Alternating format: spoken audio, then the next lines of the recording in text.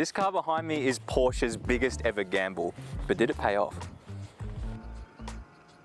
They took their most popular car, the Porsche Macan, and they made it electric.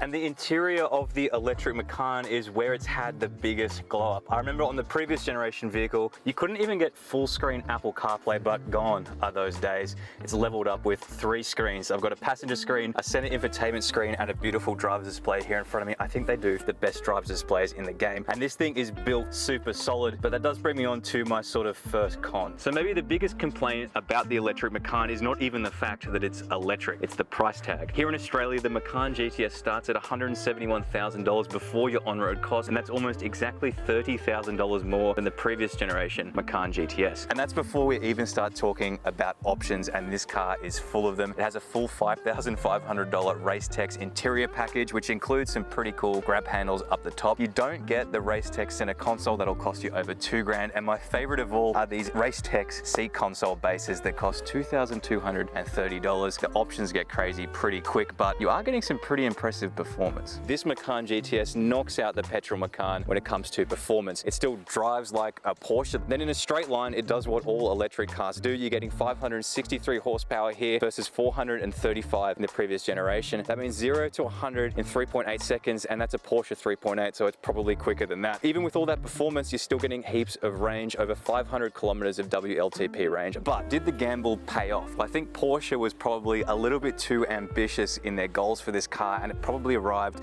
a little bit too far ahead of its time. And unfortunately, I think that's how we're going to remember the electric Macan as the brand pivots back to petrol engines and hybrids. But you guys let me know what you think about it in the comments. I don't think that takes away from the fact that it is an excellent vehicle.